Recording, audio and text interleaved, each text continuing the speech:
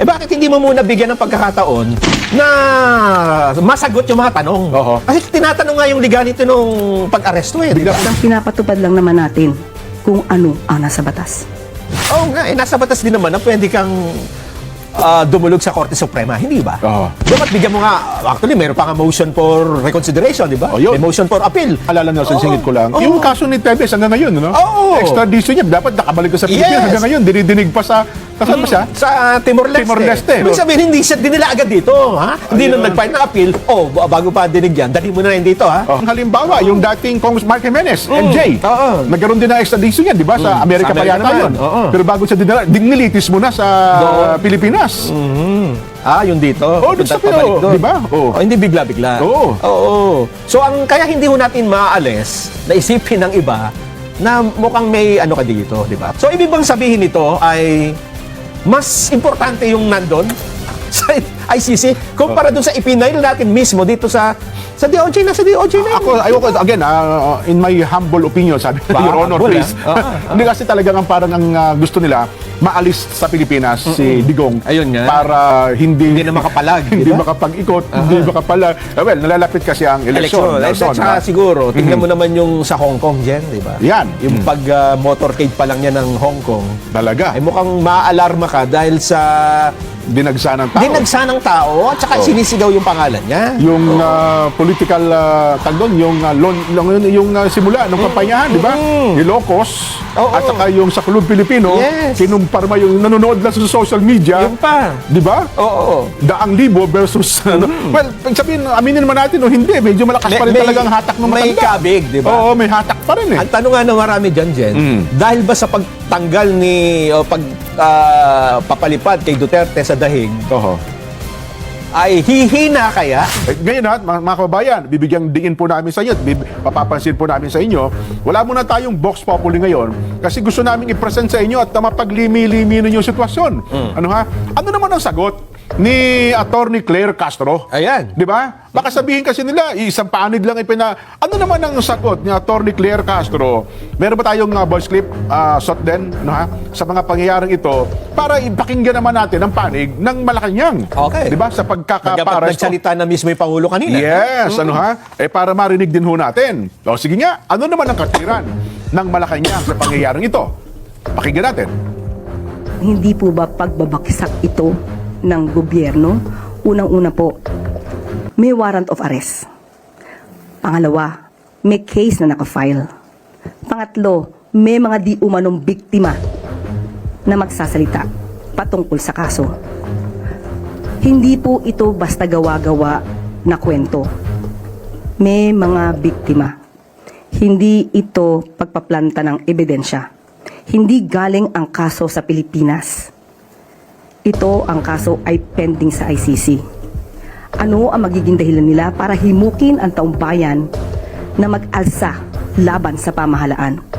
Samantalang ang pamahalaan ay gumagawa, tumutupad ng batas.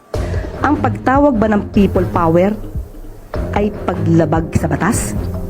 Dapat ang mga tao ngayon, ang mga kababayan natin, mag-isip, alamin, ano ba ang nangyayari? Ang kasong ito sa ICC ay hindi gawa-gawa ng pamahalaan. Gawa ito sa panahon ni dating Pangulong Duterte. Gawa ito ng war on drugs ni dating Pangulong Duterte. At aminado siya rito. Bakit isisisi ang pag-i-issue ng warrant of arrest, ang pagpapadala sa kanya sa ICC, kung siya mismo sinabi ni dating Pangulong Duterte, "Sue me. I will take all the legal responsibilities on this." Bakit tayo ngayon umiiyak? Samantalang pinapatupad lang naman natin kung ano ang nasa batas. Ayun, Nelson, ang marinaw na sagot naman at punto ng Malacanang. Aha. Di ba? Ayun nga. Oh. Tanong naman nila, nasa batas din naman na pwede kang dumulog sa Korte Suprema, hindi ba? Oo. Dapat bigyan mo nga, actually, meron pa nga motion for reconsideration, di ba? Oh, yun. May motion for appeal. Bakit hindi mo muna bigyan ng pagkakataon na masagot yung mga tanong? Oo. Kasi tinatanong nga yung legality nung pag-aresto di Bigla ba? ko naalala na sa singit ko lang. Oo. Yung kaso ni Tevez hanggang ngayon, no? Oo. Extradition niya, dapat nakabalik ko sa Pilipinas Yes. hanggang ngayon. Dinidinig pa sa, nasaan pa siya? Sa Timor-Leste. Timor-Leste. Si Arnold Tumotebes, Oo. na may kasong murder sa Pilipinas, Oo. ay pinapa-aresto natin sa Interpol. Oo. Di ba? Inaresto siya doon. Nakulong na. Oh. Kaya lang nag-file siya sa Timor-Leste. Timor-Leste ng appeal. Hanggang ngayon, dinidinig pa rin.